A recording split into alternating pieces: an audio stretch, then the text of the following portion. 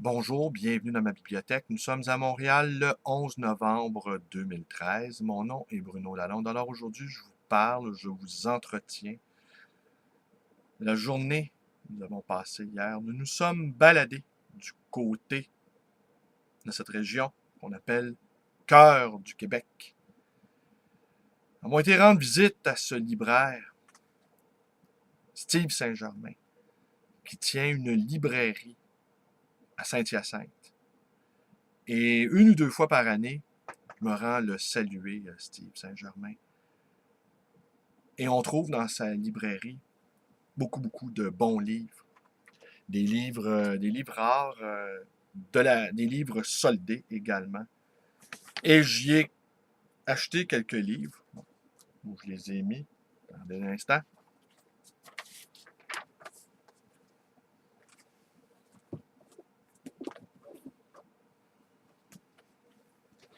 J'y ai donc acheté. Je suis un petit peu énervé, c'est la troisième fois que je reprends la vidéo.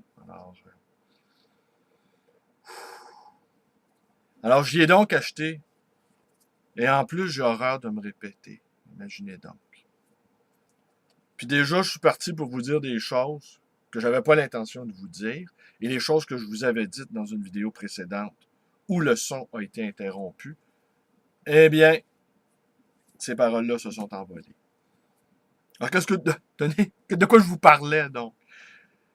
Que j'avais acheté chez Steve Saint-Germain, libraire, à Saint-Hyacinthe, ce livre-là, de Lita Bassett.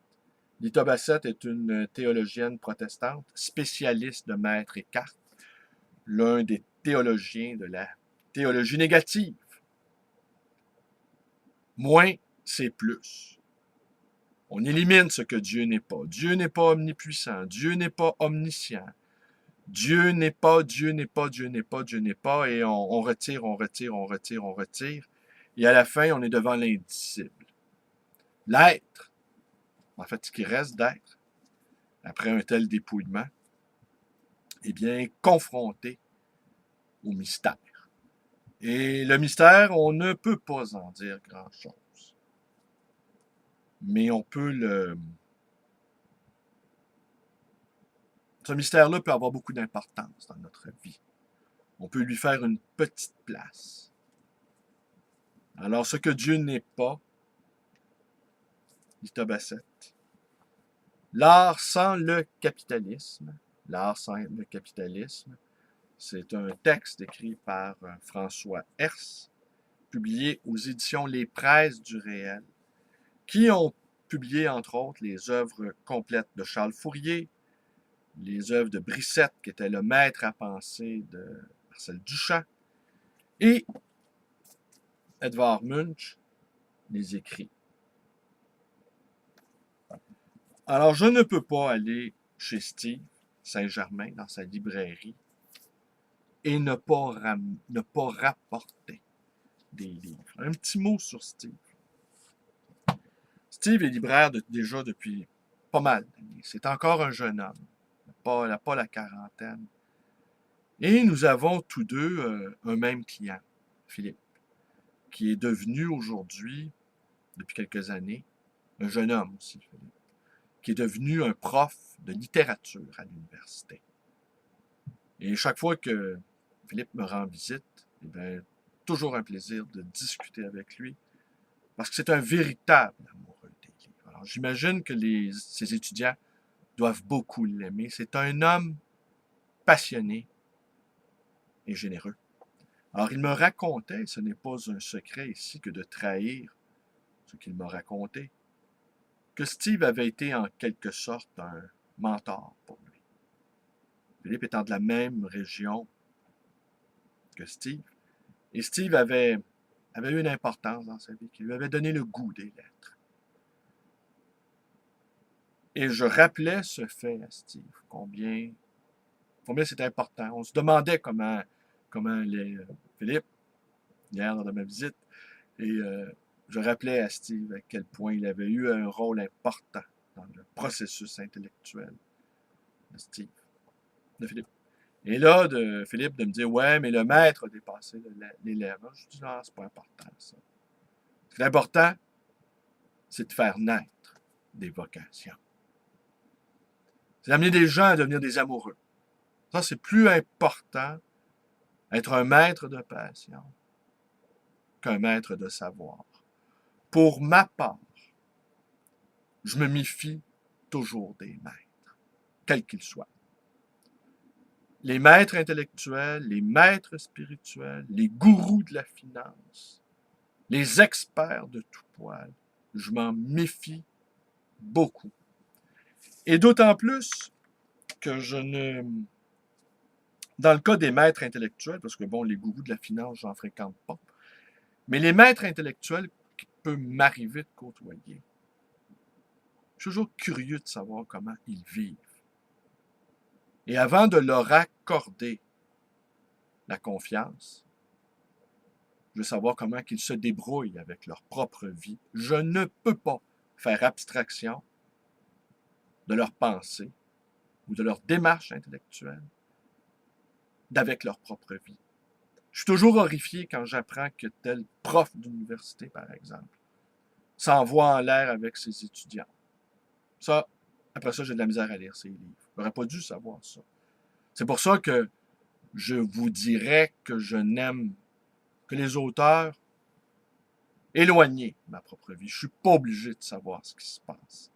Et par ailleurs, les relations maître-élève, qui sont toujours des relations coercitives, c'est normal. L'élève doit se soumettre au jugement critique du maître et à son évaluation patentée, ne me conviennent absolument pas sur le plan humain.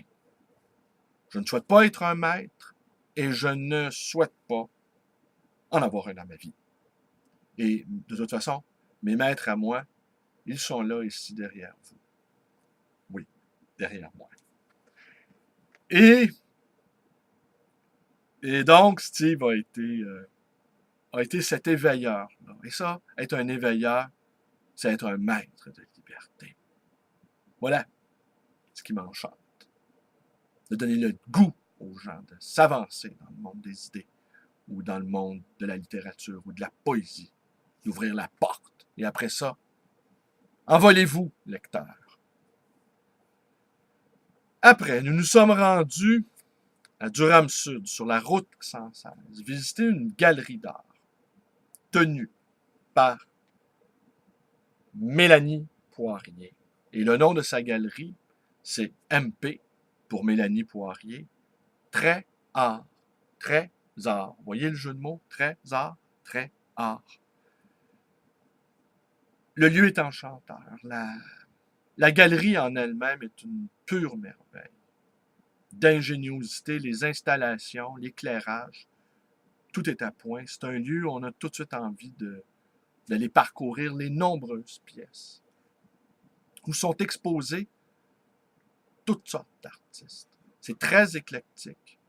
Certains d'entre eux ont davantage touché notre cœur, notre sensibilité que d'autres, mais de l'ensemble se dégage un grand espace de liberté. Et nous avons eu le plaisir d'échanger, Mélanie Poirier et moi. Et il a été facile pour moi de constater que cette jeune femme, vive, intelligente, dynamique, est un grand bienfait pour cette région.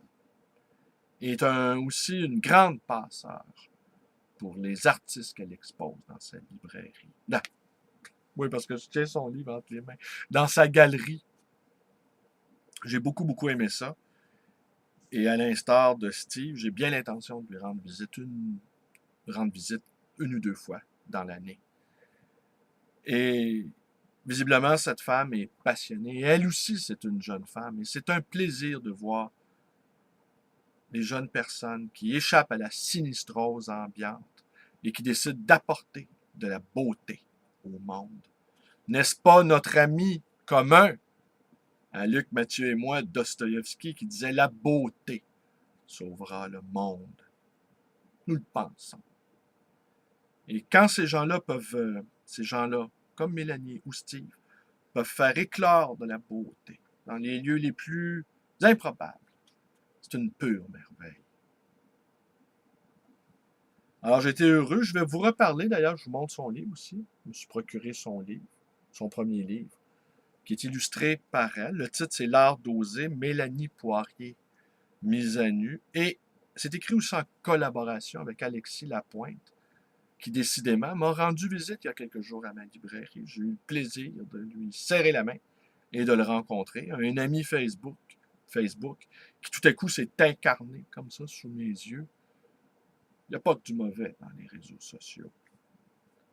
Mais il faut décrocher des fois. Moi, vous le savez, je n'ai pas de téléphone intelligent et mon ordinateur, j'en ai pas à ma librairie non plus, je travaille à l'ancienne. Et je suis disponible virtuellement 2 ou 3 heures par jour. Et après cela, je suis dans mes affaires. Je vous conseille d'en faire autant parce que ça ne peut pas être tout le temps là. Alors donc, oui, Mélanie Poirier, Steve Saint-Germain, ces gens-là qui font reculer l'avancée monstrueuse des suicidaires qui sont partout, ces donneurs de leçons, de négativisme, de pessimisme, qui appellent ça du réalisme. Et ces suicidaires-là qui font des victimes partout, qui zombifient les consciences. Et après ça, on est environné de zombies qui sont prêts à nous mordre avec leur sang contaminé, avec leur esprit négatif, avec leur sinistrose qui ravage tout.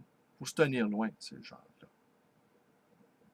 Alors, Steve, un phare, Mélanie Poirier également. Je vais vous reparler du livre de Mélanie Poirier. Je vais vous en reparler. Je ne vous parle pas toujours des livres que je lis. Je ne vous parle pas toujours des livres que j'ai lus. J'y vais au gré de mes fantaisies, j'y vais au gré de mes humeurs. Il y a des livres que j'ai lus il n'y a pas si longtemps, il y a quelques semaines, dont je ne vous ai jamais parlé. Et que peut-être je ne vous ne parlerai jamais. Être avec vous n'est pas un devoir. C'est un bonheur.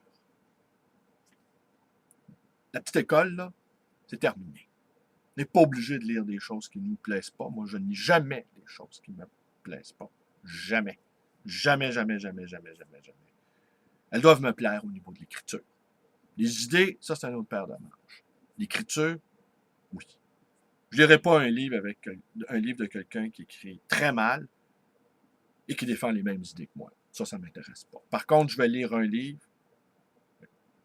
bien écrit de quelqu'un qui ne pense pas comme moi.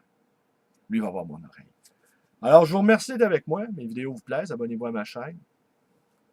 Ma page Facebook, ma librairie d'occasion et d'ancien, le livre voyageur, situé dans le quartier Côte-des-Neiges. Et vous pouvez également me téléphoner dans le 514-736-0999.